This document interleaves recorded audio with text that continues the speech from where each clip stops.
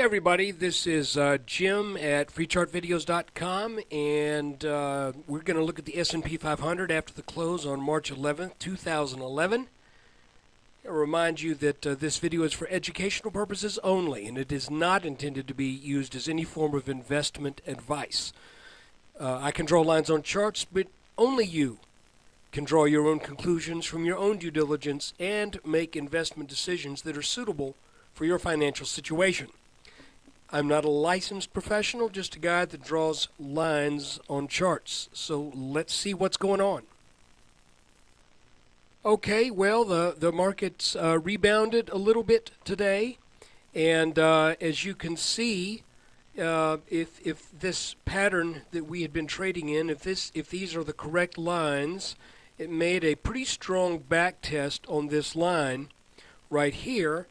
And I've got something I want to show you too.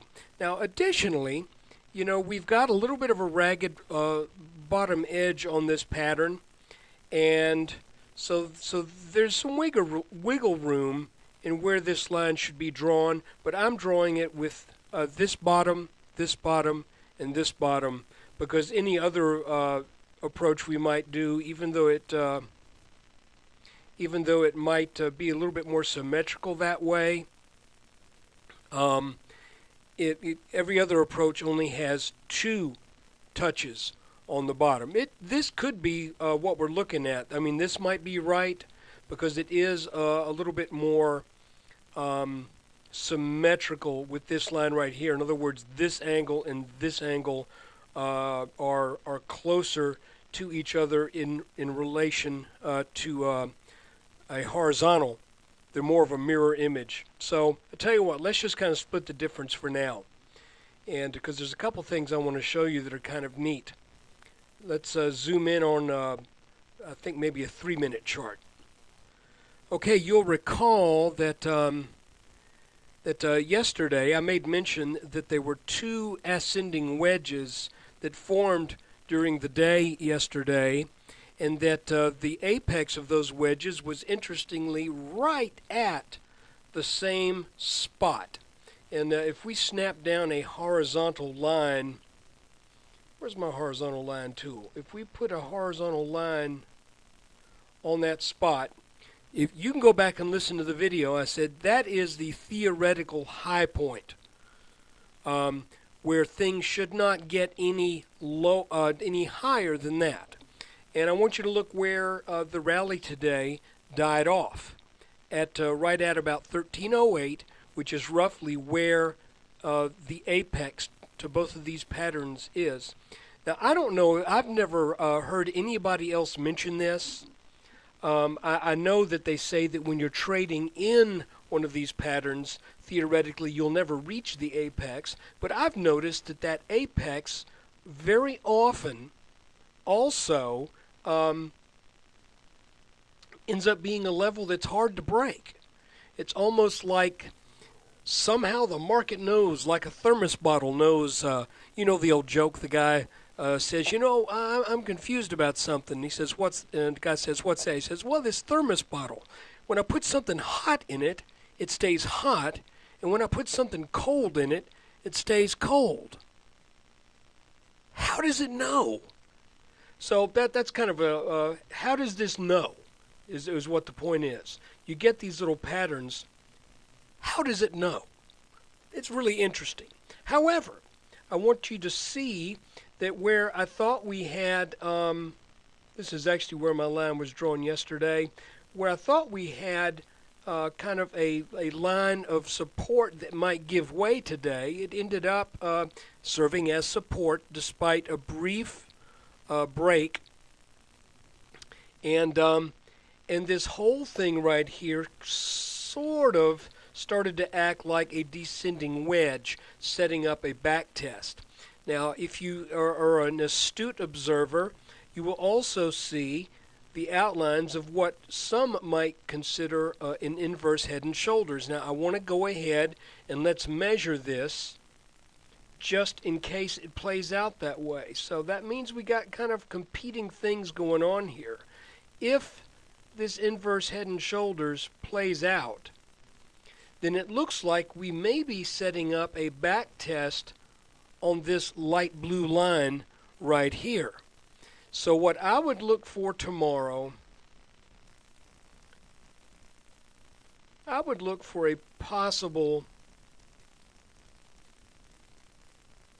move in this channel to come up here and make a go at 1312. That's what this says. However, you've also kind of got this little funny thing going on here that says, but wait a minute, 1308 is your quote theoretical top. I don't know how strong this would be.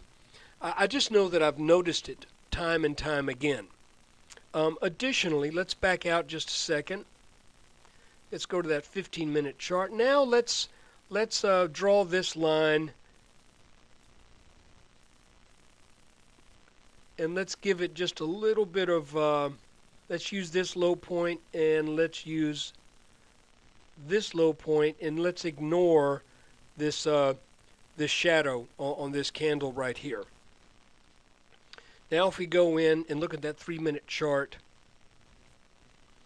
you can see that maybe without breaking this pattern, we might be able to get to that 1312 level. If not, I said tomorrow, I meant Monday. We might be able to get to that level a little bit late day Monday or Tuesday. So it looks like the markets are going to pull back a little bit from the big breakdown, and that kind of makes sense. So I hope you've enjoyed this video. I hope this is making sense to you. You know, this is kind of ugly whipsawing around up around in here. We have yet to establish a clear downtrend channel. I think we'll get around to that. I don't think this is going to come up and start making new highs. I think the channel is broken. But, you know, you've got to be willing to call it the way you see it. Right now, that's the way it looks, so that's the way I'm calling it. It's always possible that that something could happen, and this ends up being not exactly what's going on. Though I have to say that that was a pretty hard break and a pretty steep fall for this not to be a considerable intermediate correction starting to take place. Additionally, futures were down pretty bad before they opened today. They rebounded and kind of caught things back here. I don't know how I feel about futures, to be honest with you, because the futures are not tied to any underlying stocks the way the S&P is. It's just, to my estimation, the futures market is just people taking a wild ass guess at what they think the markets are going to do.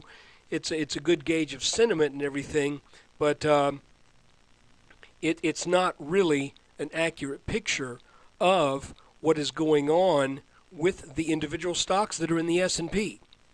So I guess what I'm saying is the futures and the S&P, is it the cart and the horse, or the horse and the cart, chicken and the egg, or the egg and the chicken? So anyway, look, take care when you get a chance. I'd appreciate it if you'd stop by freechartvideos.com, where we use time-honored techniques to understand modern markets. Thanks.